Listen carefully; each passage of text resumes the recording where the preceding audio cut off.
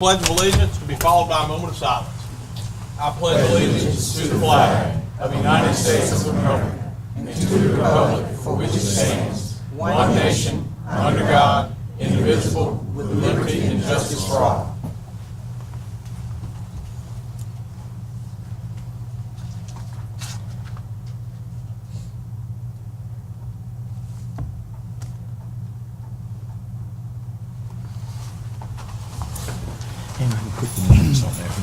All right, you have before you a copy of the modified written agenda. Are there any proposed changes to the agenda as written?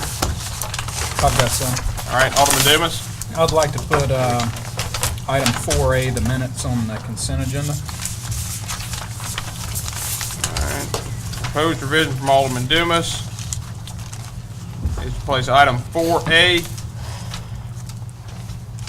the minutes from February 7th, 2012 on the consent agenda as presented. Alderman Dumas, is that your proposed revision? It is. Any objection? Do I hear any objection? Any objection? Any objection? Seeing none, that matter's been placed on the consent agenda. Alderman Dumas, you have further proposed revisions. Under Mayor's business, I'd like to move item A to consent with the striking approval, replacing that with applying, and then adding the language that the matching funds will come from our ending fund.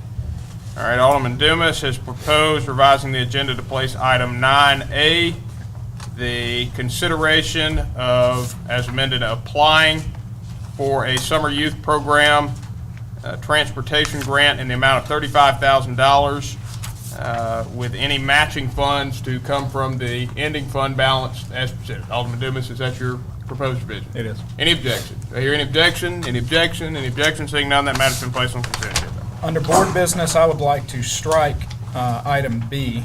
I'm meeting with the Commission on Disability next week, and we're discussing the options for that appointment, so Alderman they're in Dumas agreement of that. has proposed striking item 10B, the consideration of the appointment appointment of a Board of Alderman liaison to the Commission on Disability from the agenda. Any objection? Any objection? Any objection? Any objection? Seeing none, that matter's been stricken from the agenda. Alderman Dumas, do you have further proposed revisions? Under board business, I'd like to place item C on the consent agenda.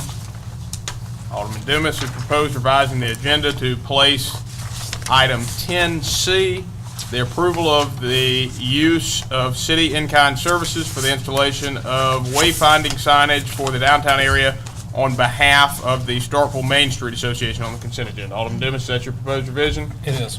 Any objection? Do I hear any objection? Any objection? Any objection? Seeing none, that matter's been placed on the consent agenda. Alderman Dumas, do you have further proposed revision? Under personnel, I'd like to place item 2 on the consent.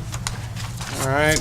Alderman Dumas has proposed revising the agenda to place item 11I2, the adoption of a personnel performance evaluation policy as part of the personnel policy manual as presented on the consent agenda. Alderman Dumas, that's your proposed revision? It is. Do I hear any objection? Any objection? Any objection? Any objection? Seeing none, that matter has been placed on the consent agenda.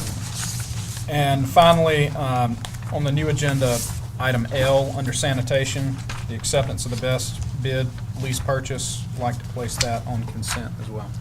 Alderman Dumas has proposed revising the agenda to place item 11L1, the authorization of acceptance of the lowest and best bids to lease purchase 2 25-yard refuse trucks and 1 32-yard refuse truck from Sansom Equipment Company as presented on the consent agenda. Alderman Dumas, is that your proposed revision? It is. Any objection? Any objection? Any objection? Any objection? Seeing none, that matter's been placed on the consent agenda.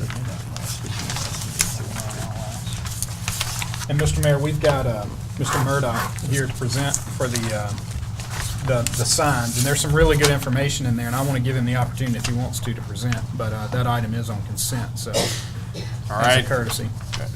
Would you like him to make some comments now? You want to add anything? Man, if you all have all your information, that's all I need to do. There's really good information in there. I hope y'all have all looked at it. It's a great program, and much kudos to Jeremy and to Main Street for what they're doing.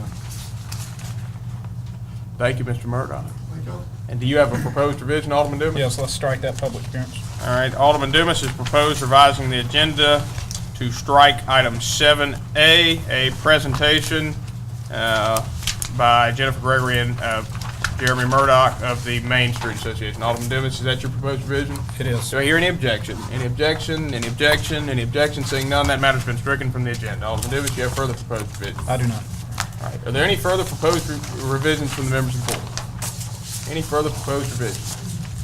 Any further proposed revisions? Seeing none, a motion to adopt the agenda as revised is in order. So moved. Motion's been made by Alderman Corey to adopt the agenda as revised. Do I hear a second? Second.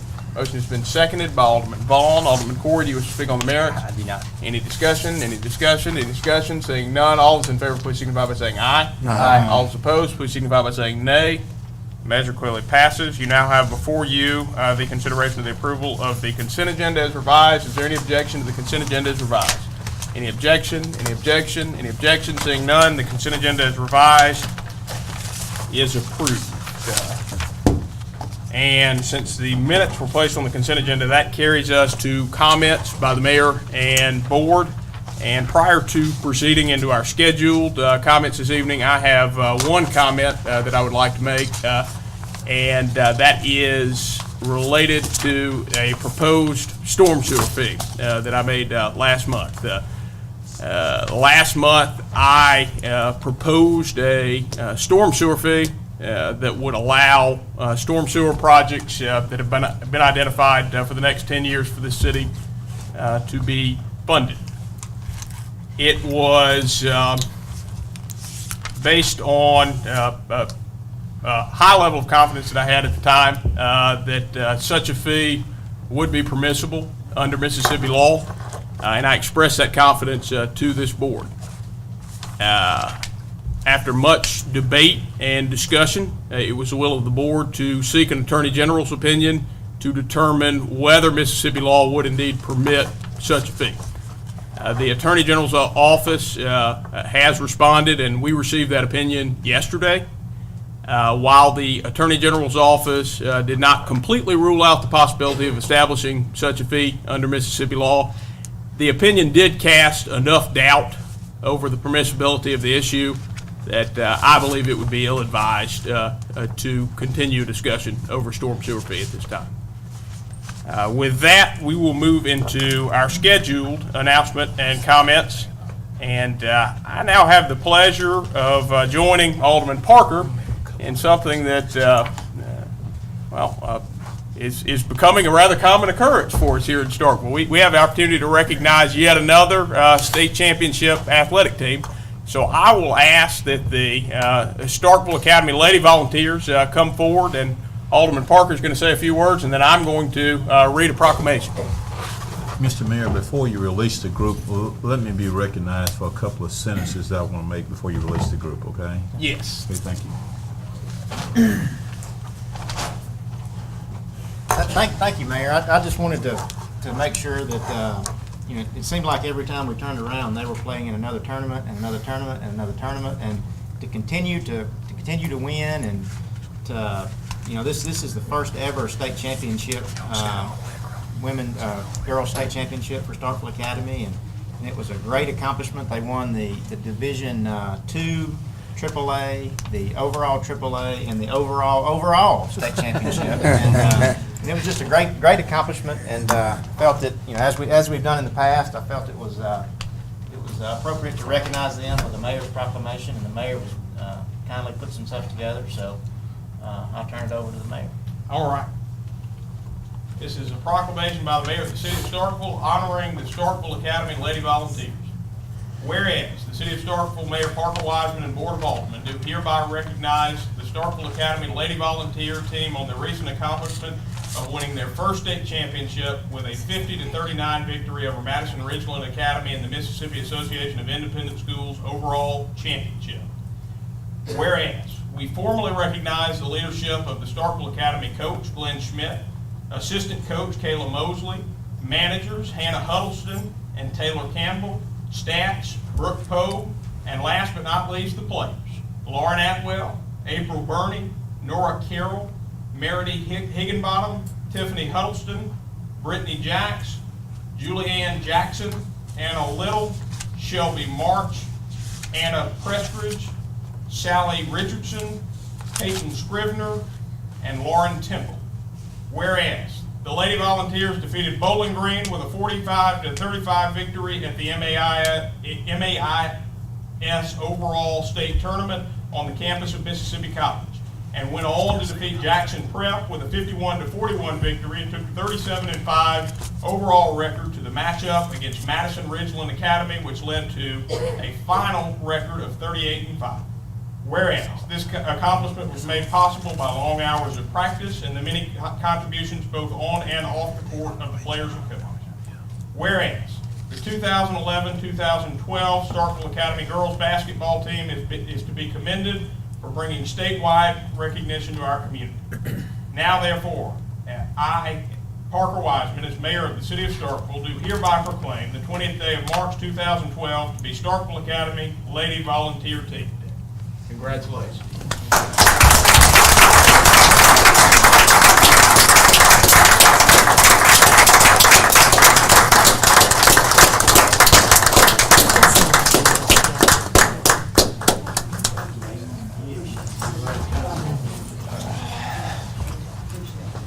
Now, I believe Alderman Perkins has a couple of comments. Mr. Mayor, let me just say a couple of sentences, and of course, I remember Ms. Smith from years back at the high school, but the mayor and Alderman Parker has done a very magnificent job in honoring the Starkville Academy girls basketball team. I just want to say that we are extremely pleased with your accomplishments and achievements, and that all of you and Coach Smith have represented the city of Starkville extremely well. So hopefully y'all will continue to have a great year. And Coach Smith, if you remember next year, you got a schedule, get me a schedule. Maybe Alderman Parker and I can join a game together down there. Yeah, okay, very well. Thank you for And not congratulations. Thank you for not saying how many years. Okay. Thank you. Appreciate it so much. Thank you. Good to see you. Good to see Thank you very much. Good to see you. Thank you very much. Miss Outlaw, how you doing, darling? It's so good to see you. Thank you, sir. Appreciate it. Absolutely. Thank you. Coach Smith. Thank you very much. Coach, we'll take a picture. Okay. Yes.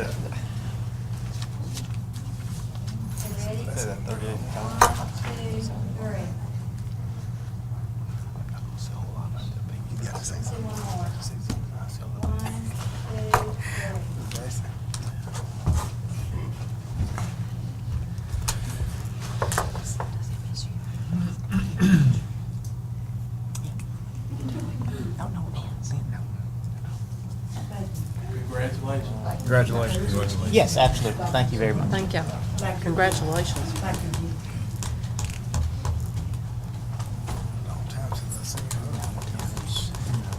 you. It is now my pleasure to have the opportunity to introduce the newest member of the City of Starkville workforce, Elizabeth Peacock.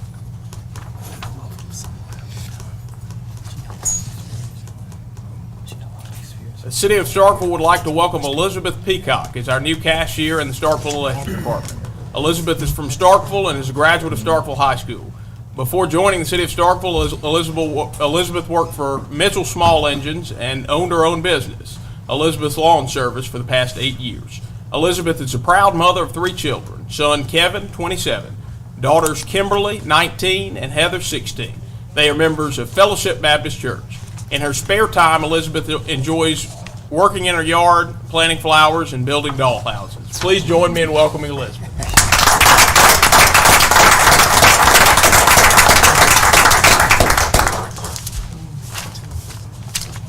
All right,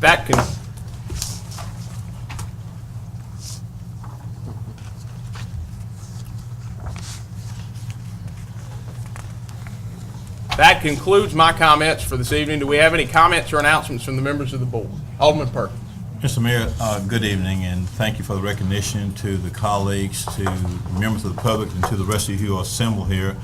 Just want to add a few additional comments to the matter of the Attorney General opinion that was issued to the City of Starkville dated March 12, 2012, as to whether the city could impose a monthly fee on residential units of $2.50 a month and $5 per month on all businesses for stormwater diversion.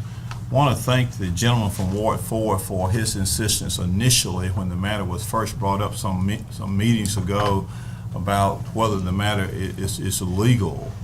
And of course, at that point, his comments, from my recollection, were not adhered to. But moreover, the gentleman had raised a good point, as to whether or not we could do that.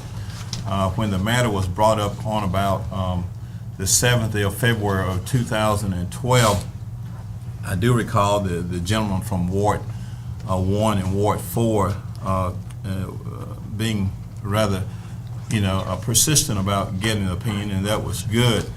Of course, I just want to say very well that the opinion made very clear that the proposal that was submitted by the mayor, and due respect here, is one that would be an unlawful tax. I think the opinion was quite clear. It cited one of the cases that I cited in my discussion, the home builders case, and the Attorney General was very careful in his detailed opinion to indicate that there was would be no specific benefit or service conferred on the payer of the fee.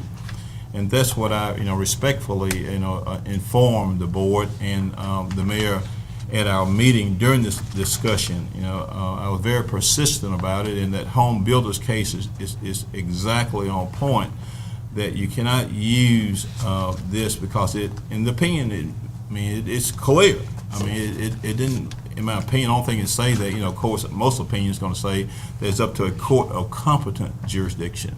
But the opinion went on to state that the proposal, as was tendered to that office by our city attorney, constituted or would constitute, if enacted, an unlawful tax. And the opinion said that you could not assess that fee for the purpose that the board was discussing on February 7, 2012. So I just wanted to say that, and of course, I want to say this very respectfully, and of course, I was very unwavering on that, and I was very persistent about my correctness, and of course, it was doubted by some that it was that I was incorrect on it. But the point I want to make on this, I think we all know now that we cannot do it because it'd be an unlawful tax. So. And I did mention that if the board wanted to increase, put a millage out there, then it's up for the board to consider. So I'm opposed to that. Prior to receipt of this Attorney General's opinion on Monday morning, I did speak with Phyllis Benson at the Golden Triangle Planning and Development District to come before this board at our meeting, being the next meeting, the first meeting in April of 2012. I did ask Ms. Spruill to put that on the agenda. It has been placed on the agenda for Ms. Phyllis Benson, who is the grant person at that agency, to come before this board to speak about community development block grants. I specifically asked her to see whether is at all likely that we can perhaps get a community development block grant for the Carver Drive ditch project and perhaps any other project. One of the things that she did mention to me, of course, she'll speak to that when she get here, whether that was in a low to moderate income area, which is a key element of a community development block grant. I told her based upon my information, but that would be for her as an expert to determine. So I anxiously await her arrival and her report. I don't know anything as to what she's going to say, but I figure anytime we can get any grant money for any municipal project, whether it's a drainage project or any other project, whether it benefits my ward or another ward, it certainly will be an ideal thing to do. So I certainly await her arrival and to see what she has to say, and hopefully we'll get some good news from her. So she is looking forward, from what I understand, of being here on the next meeting of this Mayor and Board of Alderman.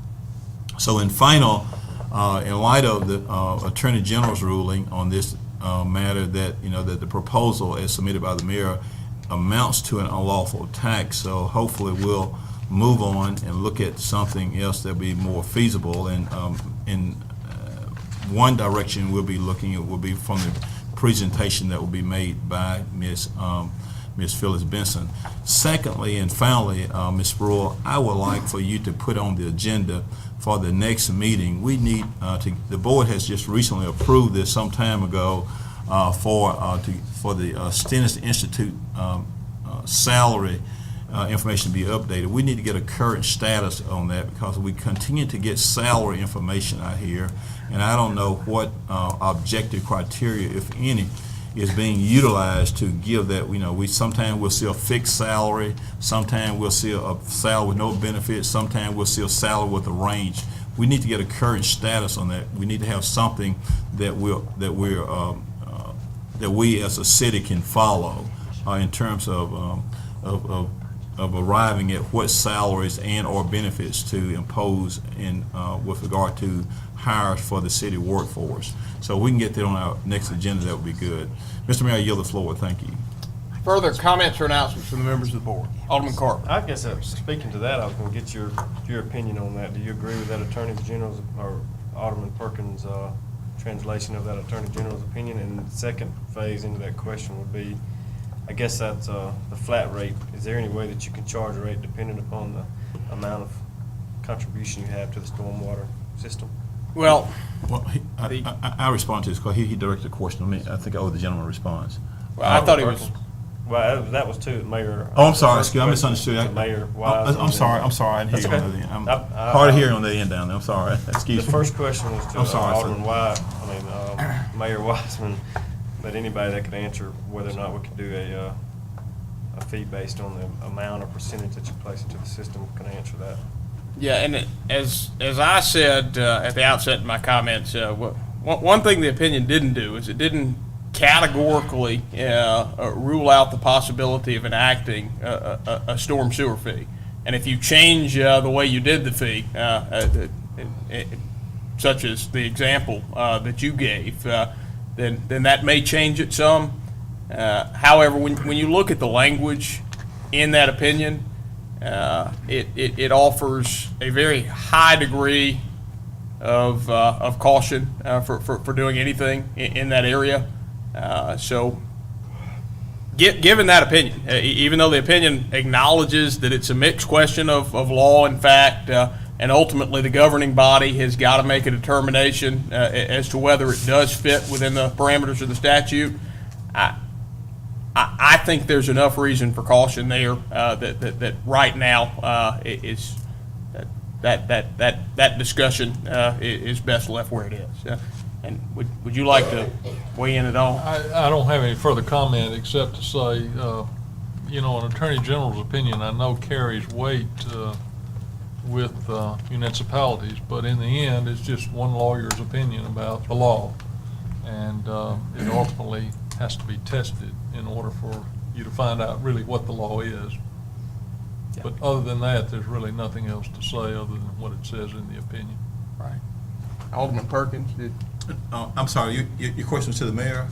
I don't want to get involved in your question to him. No, that's fine. Okay, then I guess my second question, because this is something just thinking about, are there any other municipalities in the state that you know of, or anybody in this board knows of that charge any kind of stormwater fee? I think that's one of the significant issues with this is that it hasn't been tested. To my knowledge, there is no other municipality in Mississippi that is charging a storm sewer fee. And again, the AG's opinion, while it offers some very cautious language, does say ultimately that's an open question for city boards to decide. But then you get that final piece of language that says, and then a court of competent jurisdiction to determine whether it's lawful or not. And my reasoning for saying that I believe it's ill-advised to proceed any further on it at this point is I don't think we want to expose the city as potentially being that test case where a court of competent jurisdiction could say, no, you shouldn't have done this. So as far as I'm concerned, that opinion offers enough caution Right. that until somebody else does it, and it is vetted through the court system, that issue for us, in my opinion, is probably best left alone now. Okay. Further comments or announcements from the members of the board?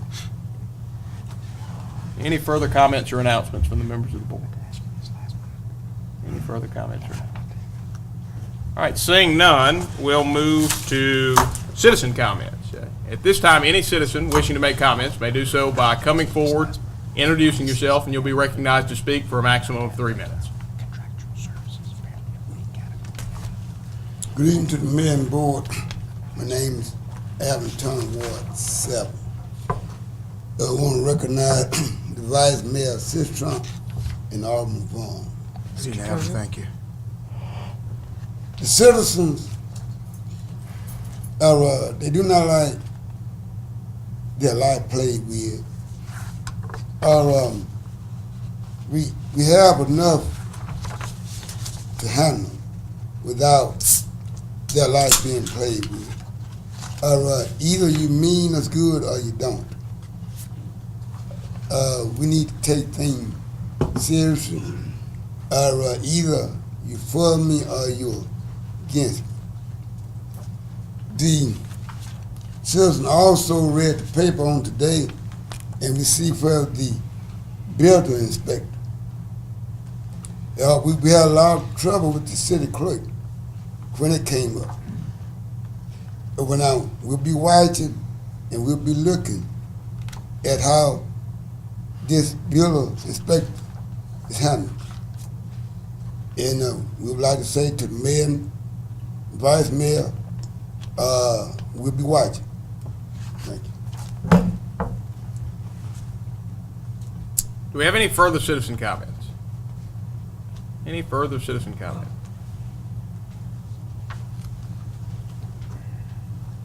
Good evening to the board, to the mayor, Parker Wiseman, and my name is George Moore, and I'm a resident in Ward 6, to my alderman, Roy Perkins. Today, I was reading the paper, and I would like to say I was happy about what I seen in the paper because I came once before last summer, and I mentioned to the board about creating jobs, summer job program that is, for the youth. And it reads like this: the board will also consider approving a $35,000 grant for a summer youth program, Wiseman said. And he went on to say, grant work through the Mississippi Department of Transportation that will provide the city with resources and hire youth from within the community for summer work if approved. Now, I trust that the board will approve that because, as I was saying once before in the past, that's a great concern of mine. I've been here for 17, 18 years, and I haven't seen any summer job programs. So I think that's a great thing, and I hope that the board does approve that, the summer job program. $35,000 is not a lot, but it is a start. And I trust that in the near future that this will be an ongoing thing with the city of Starkville. That's a great concern of mine for the youth. And I hope that who's ever over the program, that they will be fair in hiring, the youth when this take place. Also, there's one more thing that I would like to mention. I was reading the paper back here some time ago in the past, and I just want to touch base on this briefly before my 3 minutes is up. Starkville Board of Alderman passed two motions Tuesday aimed at revamping the city clerk office in response to an $18,000 RS penalty assessed after a deputy clerk failure to make a payroll tax went unreported in the summer 2011. First, the board accepted a request for qualification from T.E. Lott and Company as the city's internal control consultant. Second, the board authorized the city clerk office to hire a temporary full-time deputy clerk. Both measurements passed with 4 votes in favor. I trust that the board would not hire an outside company to do what the city clerk has been elected to do and her staff, because I feel like that's only privatizing. Now, I'm not just saying it because one of the aldermen agreed to, that's only privatizing, but I think that the city taxpayer dollars can be spent in a better way, a more productive way, like creating jobs, things along that measurement. So that's what I want to make mention of. I trust that they will go, the board will agree to hire someone full-time to assist our elected clerk in doing what needs to be done instead of hiring an outside accountant to do the city clerk's work. Thank you. Do we have any further citizen comments? Any further citizen comments? Any further citizen comments? Seeing none, we'll move to public appearances, and we have, Mr. Mayor. Alderman Can I be Perkins. recognized very briefly? You To may. the gentleman from Ward 6, thank you for being here. Just in response to your first comment, thank you, Mayor, Mr. Mayor. The board has already approved to apply for the grant. We had approval of the consent agenda. What that basically means is that everything on that agenda will get approved if there is no objection from any member of the board. So that has already been approved. Yes, sir. Yes, sir. Thank you, Mr. Mayor. We now have one scheduled public appearance, and that is by Joan Milroy regarding the World Neighbors Association.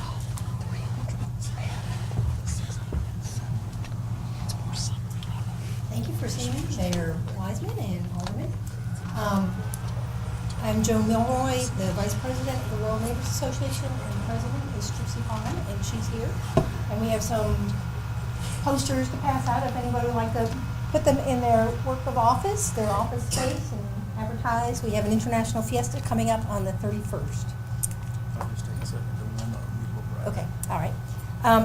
What I'd like to do is just explain to the public that we have an organization that is involved with working with internationals here in the university as well as in Starkville. And one of our big events is the International Fiesta, December 31st. And as soon as the computer is warmed up, okay, I'm set. All right. I will find the thing to get it going.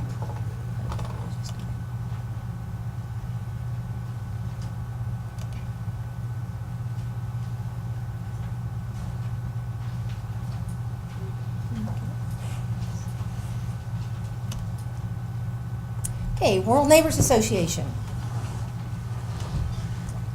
Whoop, wrong thing.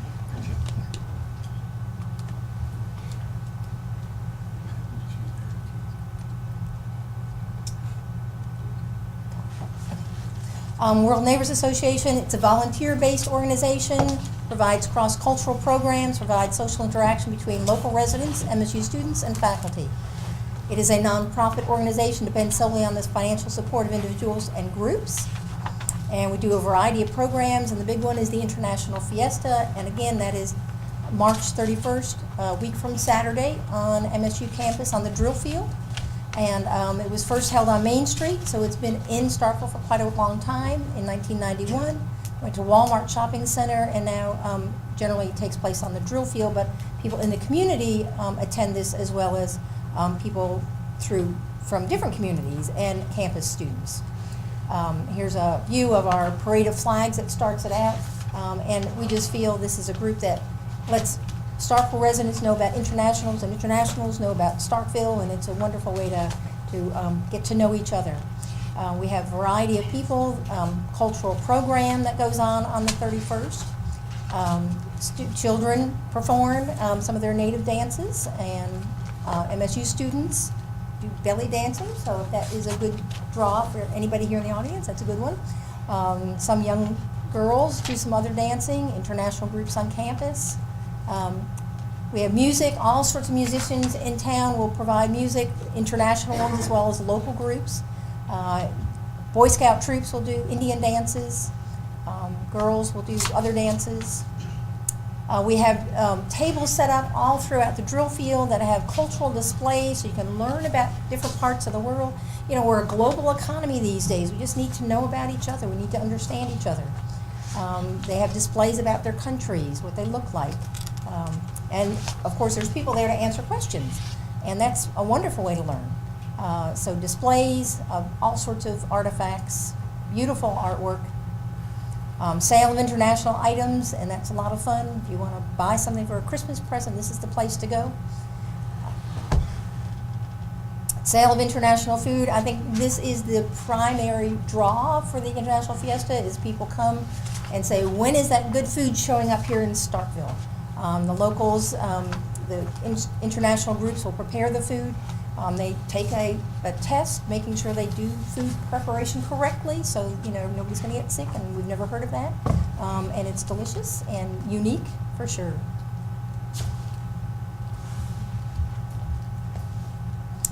We have Kiwanis Club helps us sponsor.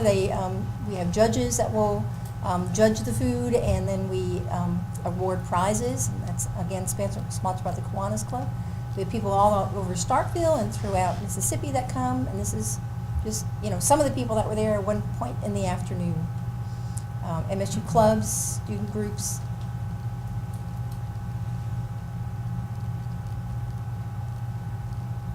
We have international children's games, and this is also a lot of fun for all the children. This is you have a pencil at the end of a string, and you try to get it into a bottle. If that is not the funnest thing to watch in the world, you need to come try it. And then different activities for the children. And there's no admission fee to come. And we have a piñata, and we have all sorts of other games, and the kids don't get charged for playing the games, and it's just a way to exchange cultural fun activities. I think this is a little drawing and henna painting. Our group also sponsors an international Girl Scout troop. We have Mr. and Ms. International Fiesta. That'll be coming up on Thursday night of this week. And they will be crowned at the International Fiesta a week from Saturday by Parker Wiseman and his wife. So they'll be showing up. These are two of our winners from past years, representing Palestine and Thailand. We have a Thanksgiving dinner. Now the Methodist Church also co-sponsors this, and that's a wonderful event. Ruth and Armando Dela Cruz started this and continued it, and it has mushroomed into a huge event for Thanksgiving Day. And there's entertainment at that event also, which is fun. We have helped us sponsor the Fulbright Scholars Welcoming Dinner. We have a Valentine's Day party some years, and here's just crazy kids, and that's good. Christmas party, different years. We participate in the Cotton District Arts Festival, and we have an International Village, and again, this is sponsored by the Kiwanis Club, and we have entertainment going on. That'll start 10 o'clock till 5 o'clock on the day of the Cotton District Arts Festival, which is, I believe, April 21st. Here's some children performing at that event. It makes the newspaper some years. We participate in the Christmas parade every year. And we have displays at the Heritage Museum. We've had a couple different displays. One was for Christmas around the world, or holidays around the world, around Christmas time, because not everybody celebrates Christmas. And we work with the Holmes Cultural Diversity Center and Division of Student Affairs at Mississippi State University, and these are people that contributed photos, and here's our officers. And that's World Neighbors, and thank you very much. And I think that was within my 10 minutes, because I talked fast. Hold Thank on, you the so board much. may have some questions and comments okay. for you. Any questions for anybody? Alderman Garber. What was the start time for the international? 11 till 3. And you should, we have posters to pass around, so Trixie can pass them to anybody that wants them. Any other questions? Any further questions or comments from the members of the board? We're in the dark down here anyway, so. At 11 o'clock, if you want to show up at 11 o'clock or before 11 o'clock, you are welcome to carry a flag, country of your choice, so it's not taken. So it's a lot of fun. And wear a costume, like me, or not like me, whatever. So it's a good day. And we're all praying for sunshine. Well, thank you, Ms. Milroy. We will look forward to the event. Good. Thank you. All right. Next matter on the agenda is the discussion regarding the staffing and opening of Fire Station Number 5. Chief? afternoon, Randy Board. I'm here tonight to give you an update status on Station 5, but I think it would be prudent to kind of quickly look back as to how we got to where we are today. In 2009, the City of Starkville applied for a grant through the 2009 American Recovery and Reinvestment Act. We were extremely fortunate to secure that grant. It's my understanding, we were the only city in the state of Mississippi that got a fire station out of, or a fire department got anything out of that those round of grants. Weathers Construction was awarded the project and began construction on the 5,500 square foot building in February of 2010. During the 2010-2011 budget process, funding included 4 firefighters to go towards staffing of that station. In 2011, the firefighters were hired. The training process began toward securing these guys have to have the emergency medical technician course and the certified firefighter. Both of these are very time consuming, and the emergency medical technician is extremely tough to get with the national certification that has to go with it now. So it takes a lot of time for those guys to work their way through that course. Some get through it in 3 months, some push 4 and 5 months to get through that process and all. On March of this year, we were able to staff the station for the first time. The station was manned, and it will continue to be manned every third day. There will be occasions when the station will be manned multiple days in a row, depending on the personnel that's on leave, educational leave, family medical leave, sick leave, military, and so forth. This station will strengthen fire protection for the city in the north and the west part of the city, the 82 and the 182 and 25 corridor primarily. It's going to aid in the backup to Station 2, which is the airport station, and Station 3, which is the North Jackson station, in backup firefighters being able to arrive much quicker than they normally would have.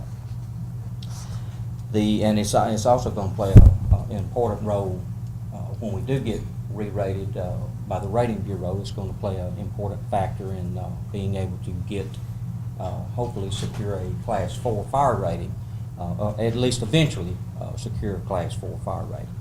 In short, in 2009, the city found itself in a position to construct a fire station that it wouldn't not normally have had the funds or the means to acquire this fire station.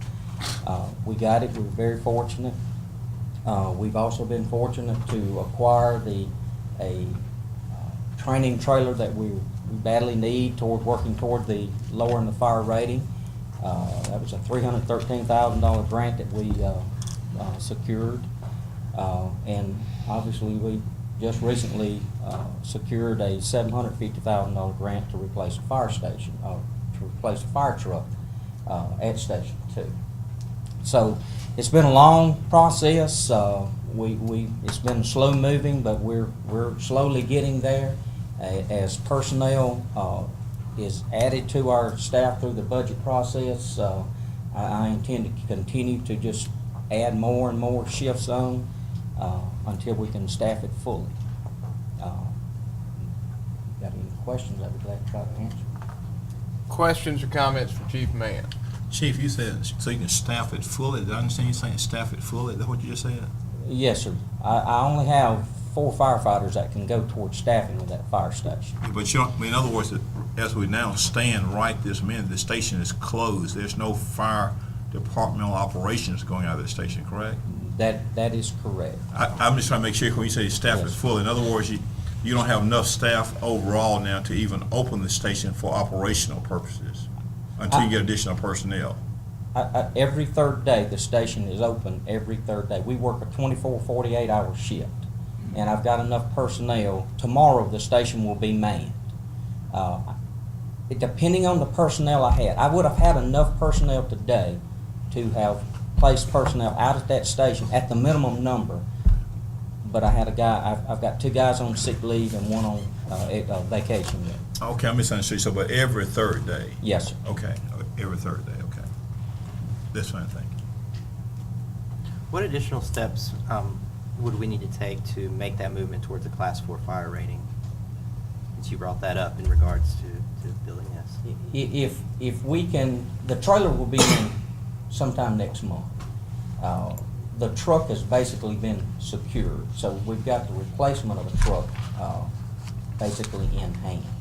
Now, we will still take deficiency points, but if we can get some more personnel towards staffing of that station, that's got to be all we like in securing the Class 4 rate.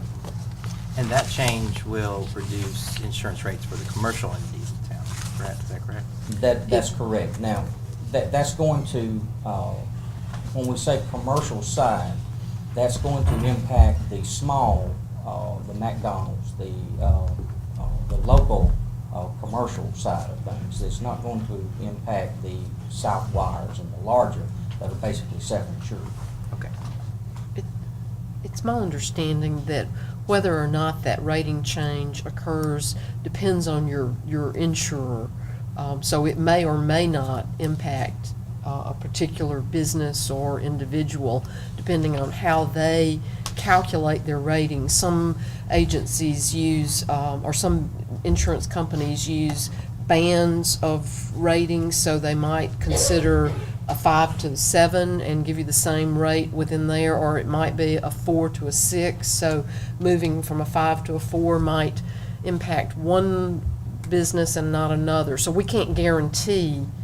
We're hopeful that there will be savings that occur to some businesses, but we can't guarantee that there will be savings because that's an insurance company decision. Yes, ma'am. It's an individual insurance makes that determination, but there's a to be fair, I've got to say that it would be a very small savings residentially, but the impact is going to be felt on the commercial side of things. And there's an economic too as far as selling our city, in that we've got a lower fire rating too. Alderman Carter. How many more personnel are you needing to staff that station full-time? I've got to have 8 more to staff it and be able to staff it and not have to be concerned with when a person calls in sick or on educational leave that I have to shut it down. And you plan on doing that through incremental staggering through the next 4 years?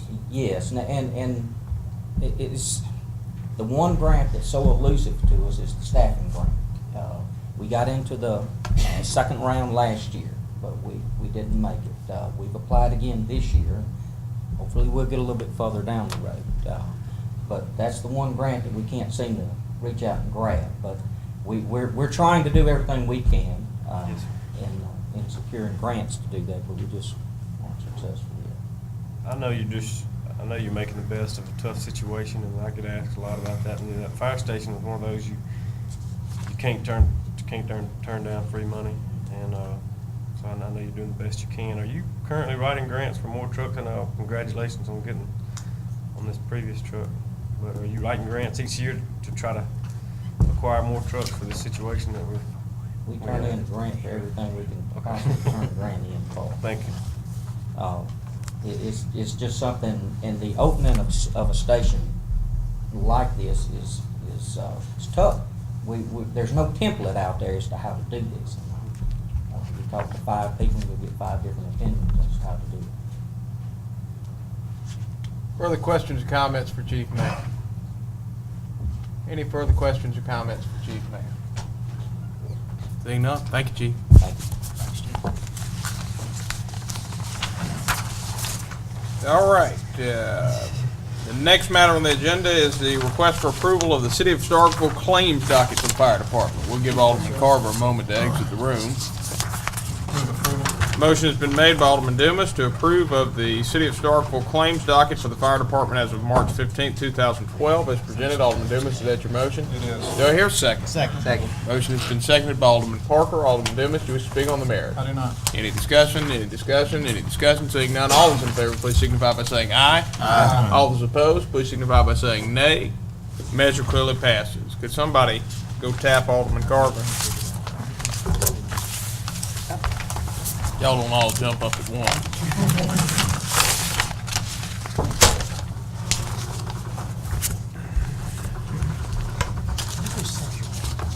All right, that carries us to personnel.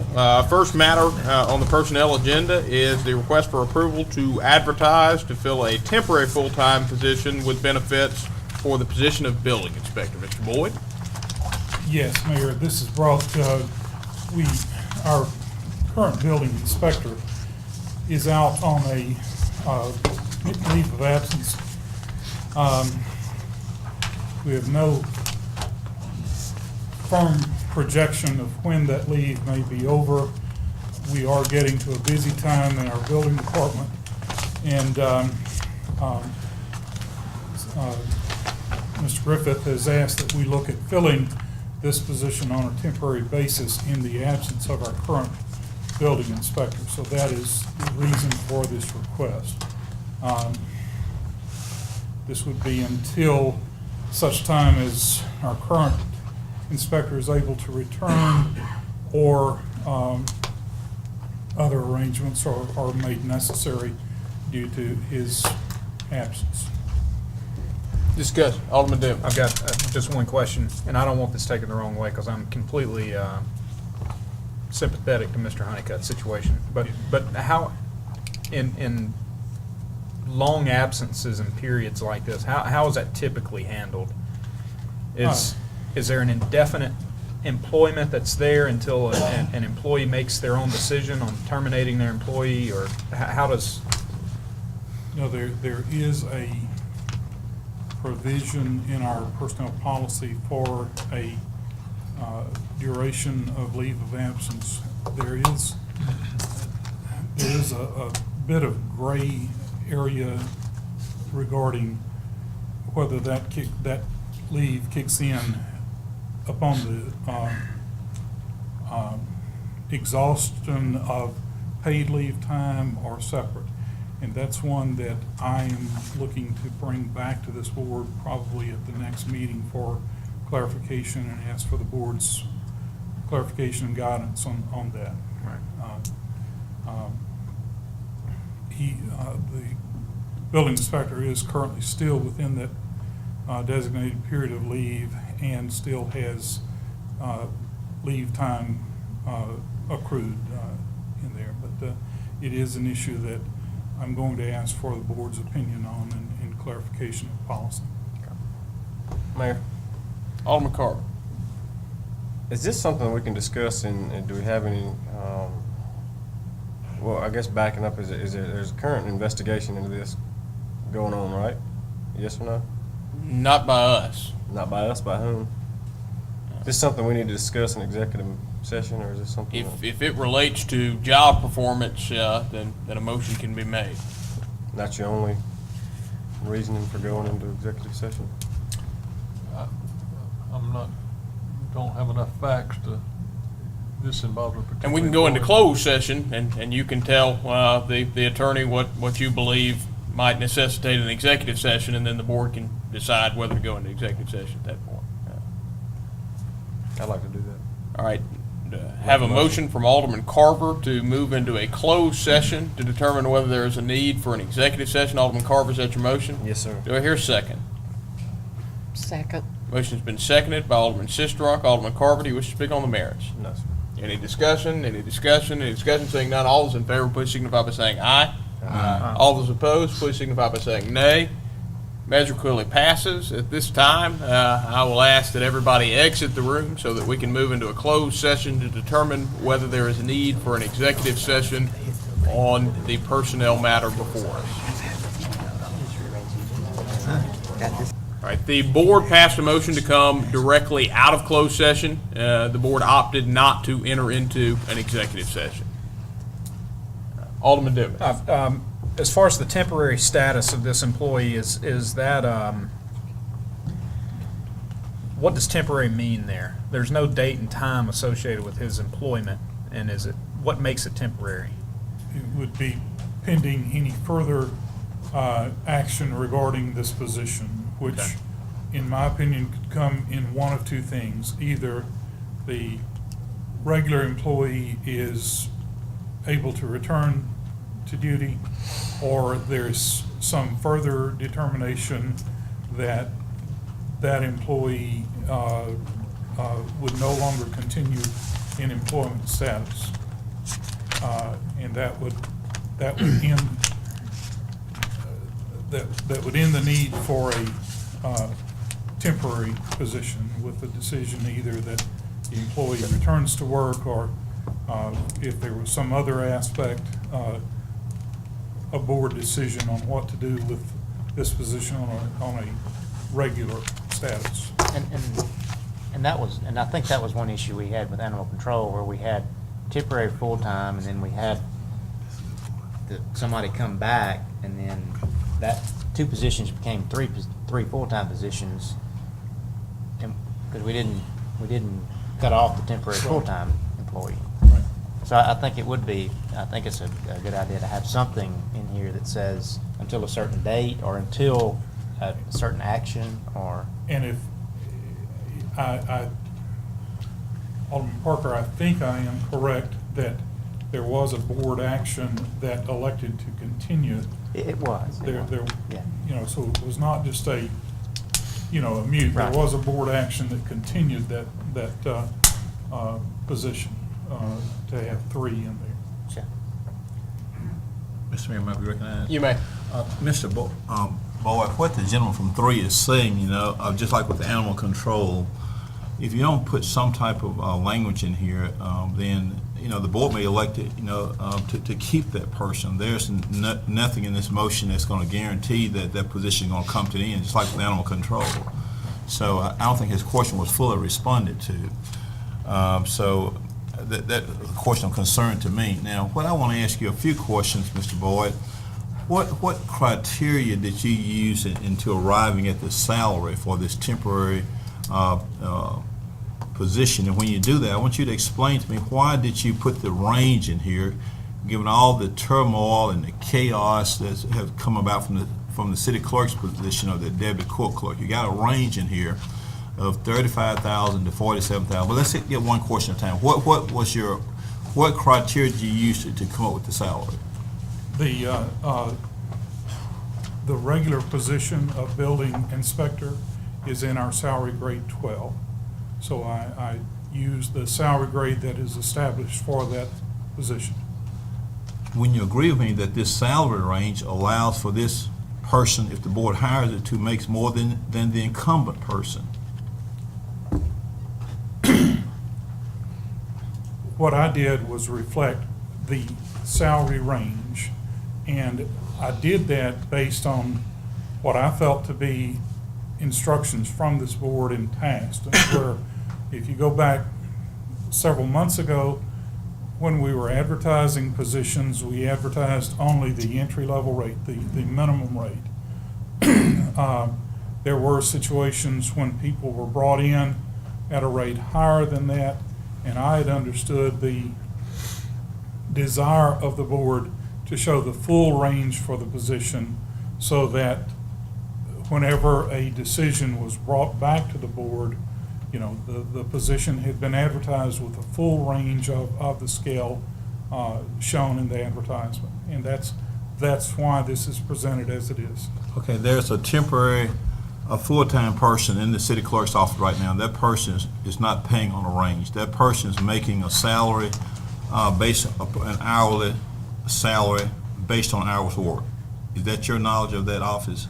The board just hired a temporary full-time employee. I'm gonna walk on out of the city clerk's office to another office in just a minute. Okay. The board hired a temporary full-time person in the city clerk's office that makes, not at a range, but at an hourly salary based on hourly work. Am I right or wrong?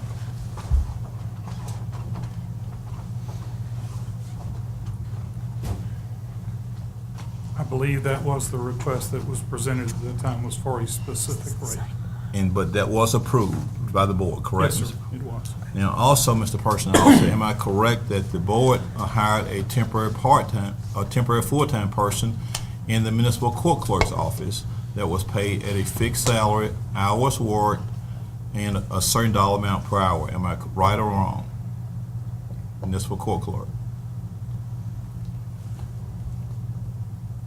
The person was paid a specific rate, and Alderman Perkins, I'm sorry, I do not recall exactly how that was presented as far as a board item. We could certainly go back to the records to find out.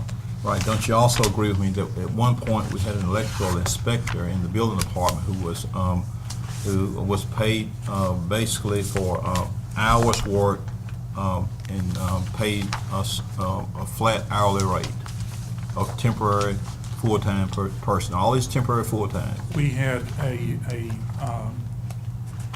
electrical inspector that started off as a contract position. That's correct. And then was changed to an employee, and a rate specific was established for that. And, you know, there will be a specific rate that would be presented for this position. This is a request to advertise, to see what sort of qualifications and reflective rate that that is determined to exist, to bring back to this board for a hiring recommendation. Mr. Boyd, the point I'm trying to make here is, you know, we need to have some consistency with these personnel decisions. We're not getting it. That's the only reason I did not put the matter, or ask Mr. Dumas to put that matter on the agenda with the hires from the Sanitation Environmental Services. See, what you have here is, with this particular matter here, you want to have a range for this building personnel, and you want to give that person full-time benefits. So that's inconsistent with what happened in the city clerk's office as to the temporary full-time position, and staying there at the city clerk's office. You know, the last time we had the range, you know, there was a lot of dissension and chaos and just discontent throughout the city about the range. And now here we get your range back again. And also, there's inconsistency with what happened in the municipal court clerk's office. There's inconsistency with what happened with the electrical inspector that was contractual. So what needs to happen here, you know, we need to have some level of consistency so we can treat all these employees alike, because this range, if you advertise for the range, what that does is it gives you it allows this department head to be in the same option of the city clerk's office. We'll use that since that's the most recent thing, where you have that discontent again, you know, because if you give that department head that option when you advertise, that department head can come back with that higher range. And if you pay this person this higher range, Mr. Boyd, you'll be paying this new person more than you would be paying the incumbent employees that's been the subject matter of discussion just moments ago. I don't know whether you've done enough research to understand what I'm talking about without getting into a lot of specifics here. But if you leave the range, you got a problem because of consistency. And we shouldn't have the range if we're going to hire. Now, I don't mind going in and if we can just put a hourly rate, don't need to even put benefits, because even with the city clerk's temporary full-time, there's no benefits. With the, as I understand, with the person that was in the municipal court clerk's office, as I understand, was temporary full-time, no benefits. As I understand, the person that was in the building department with the electrical inspector, I've been informed that there was, you know, no benefits. So we don't need to pay some benefits and some we don't. And then you get to be a morale problem when you're going to try to give a range and the department head opt to come back and pay this $47,000. That's more than your incumbent person. That's more than the incumbent person. So, you know, we don't need to do that. You know, we need to have some consistency, and we don't, you know, and we don't have any real objective criteria that we are basing this on. I mean, you know, I hadn't heard anything that you looked at a Stennis. Is that from the Stennis Institute amount? This 35 to 40. That's just Does the standing say that? That is our current pardon me, that is our current salary range for our salary grade 12. And let me say one thing, and another thing I don't want to get into, I would personally like to see just a fixed salary, because, you know, we've been having some discussions here of matters that are of great concern, if you may recall, to this board without alluding to anything further. Are you following me, Mr. Boyd? Yes, You know, and to make sure we still up on top of those concerns, we do not need to bring a person in here with a high dollar.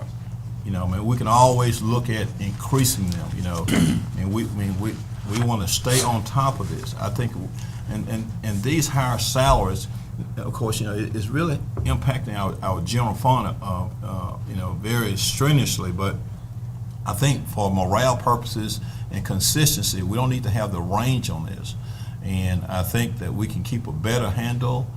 There's, you know, particularly for this position, you know, we're things that we want to keep our hands on, things that we want to keep abreast of. I think we need to put this person, if we're going to get, I don't mind supporting a motion, that we're going to put him on a fixed salary for hours of work without benefits.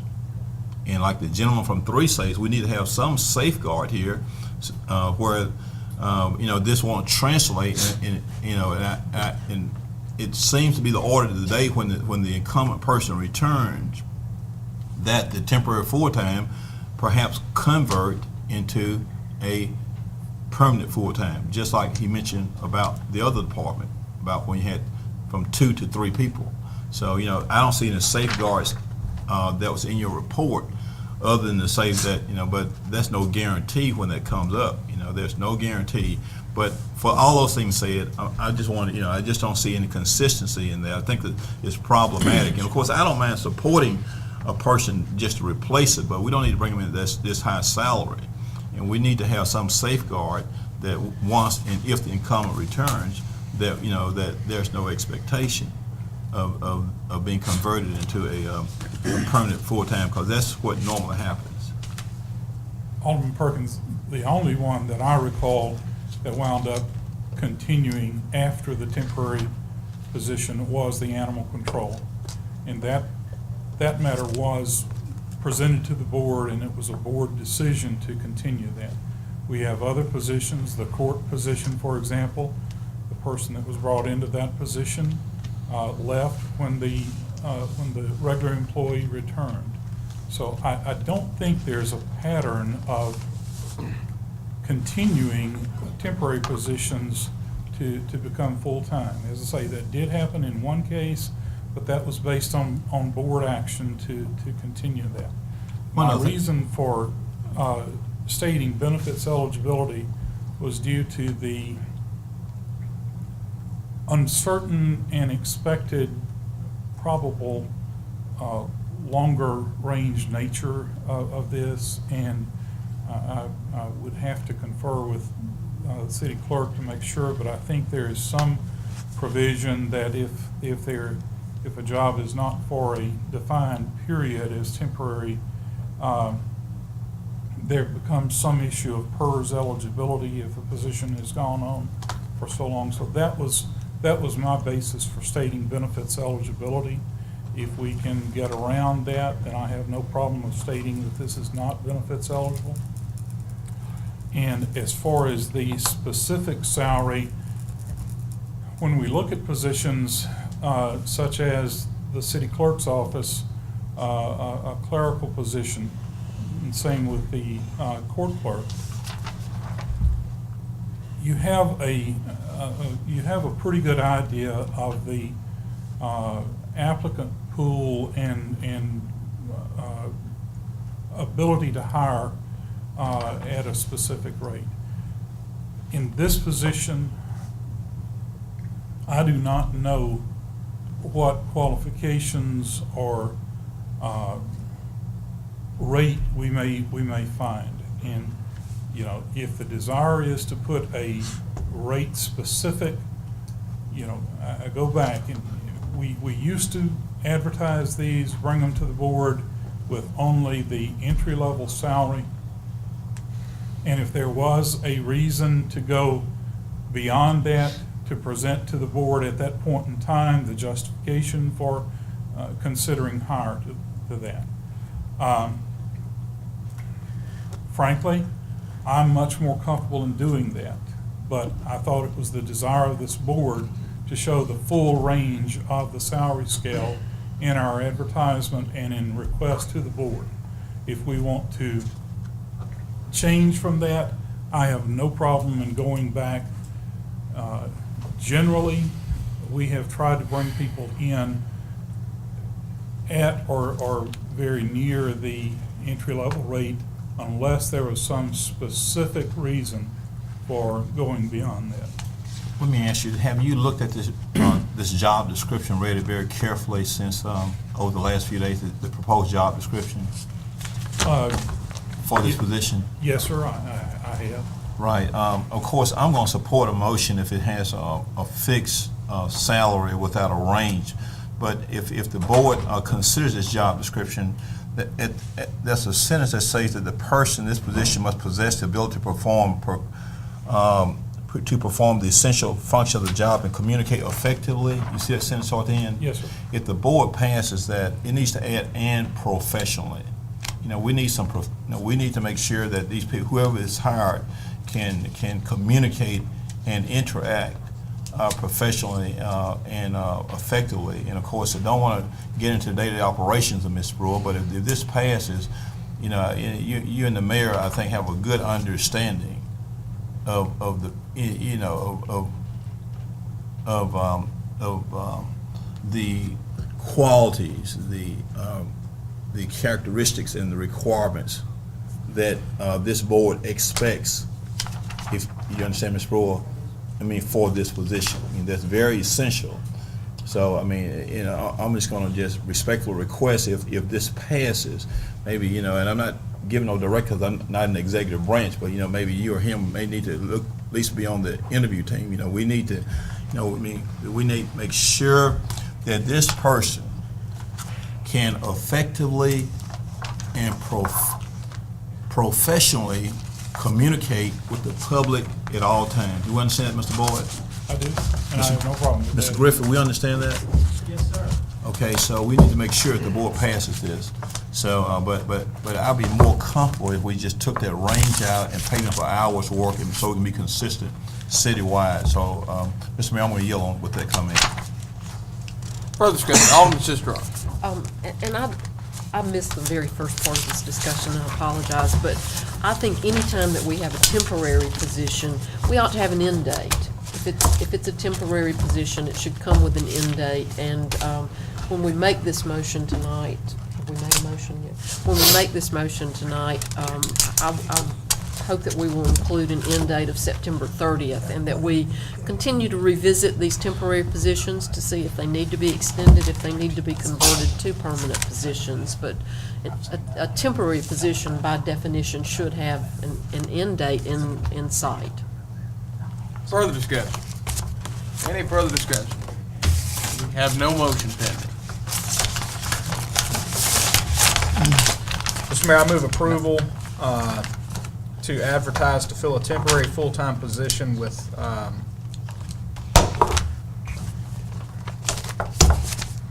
me rescind that.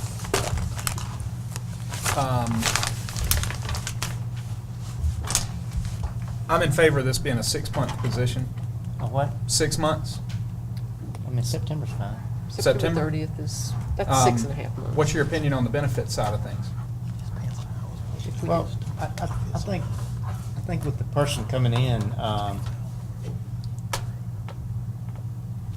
mean, I don't really necessarily have a problem with not extending the benefits until it becomes a permanent full-time position. I mean, you know, because they're going to be on probably with the understanding that, you know, they're going to be taking a job, and it could. I mean, you could come. We could have next month. We could have a recommendation that it become full-time. I mean, permanent full-time.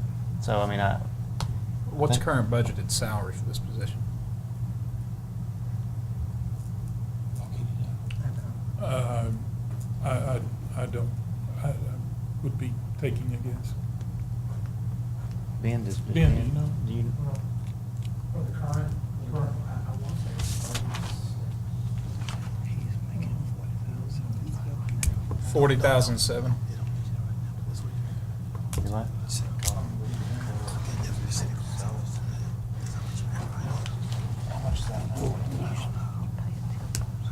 Further discussion. Alderman Dumas, do you have a motion? I do. I move approval to advertise to fill a temporary full-time position at an hourly rate comparable to the current budgeted salary position to expire at the end of September. Alderman Dumas has made a motion to approve of an advertisement to fill a temporary full-time position at an hourly rate comparable to the current budgeted amount for the position of building inspector to expire at the end of September 2012. And I'd like to amend that to clear that it is not benefits eligible. Said position will not With no include benefit. benefits.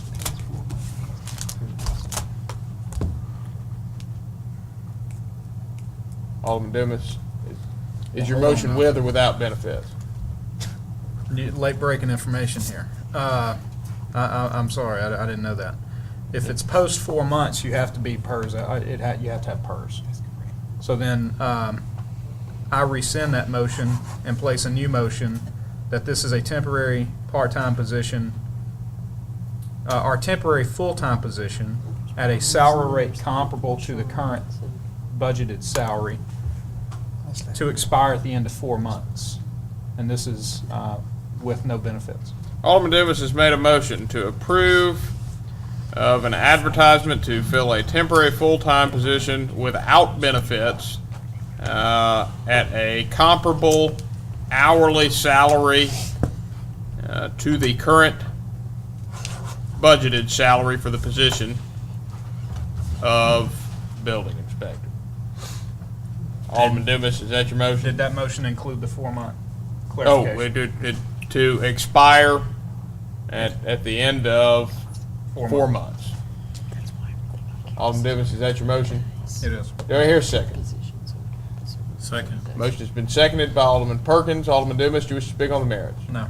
Any discussion? Alderman Parker. Clarification. So it will be a temporary, full-time position for 4 months, at which point the board will have to make a decision whether to make it a permanent, full-time position or continue the temporary status. That's right. This position expires in 4 months. That's fine.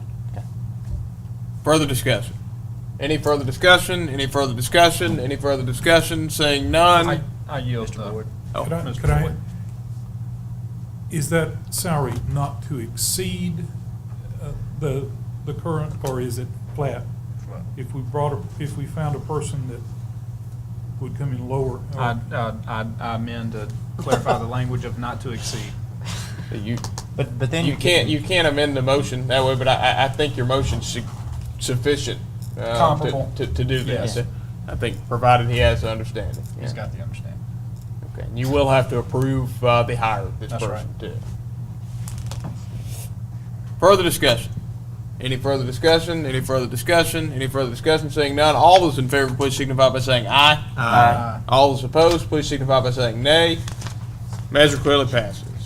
Next matter on the agenda is the request for authorization to hire 2 laborers for the Sanitation and Environmental Services Department on a temporary, full-time basis. This is a similar sort of situation. We have 2 laborers in the sanitation department that have been out for extended periods. One coming close to a year, the other in excess of, well, right at 5 months now. We have no anticipated date of return. Ms. Boyd, department head, is needing someone to assist in these positions. I would say that we would be able to bring a person in this capacity at the hourly rate of $8.81 which is consistent with what we've brought regular full-time employees in.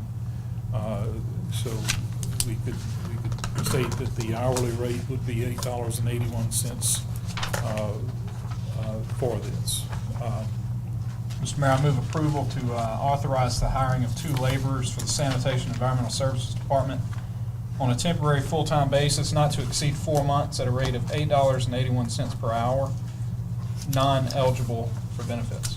Alderman Dumas has made a motion to authorize the hire of 2 laborers for the Sanitation and Environmental Services Department on a temporary full-time basis with no benefits at an hourly rate of $8.81. Alderman Dumas, is that your motion? You had the 4-month period in that Oh, motion. for a period not to exceed 4 months. Alderman Dumas, is that your motion? It is. Do I hear a second? Second. The motion has been seconded by Alderman Parker. Alderman Dumas, do you wish to speak on the merits? No. Any discussion, any discussion, any discussion? Seeing none, all those in favor, please signify by saying aye. Aye. All those opposed, please signify by saying nay. Measure clearly passes. The only matters remaining on the agenda are executive session matters, one of which needs some discussion. Do I hear a motion to go into closed session? So moved. Motion has been made by Alderman Corey to move into a closed session to determine whether there is a need for an executive session. Alderman Corey, is that your motion? It is. Do I hear a second? Second. Motion has been seconded by Alderman Parker. Alderman Corey, do you wish to speak on the merits? Any discussion, any discussion, any discussion? Seeing none, all those in favor, please signify by saying aye. Aye. All those opposed, please signify by saying nay. Measure clearly passes. We will now move into a closed session to determine whether there's a need for an executive session.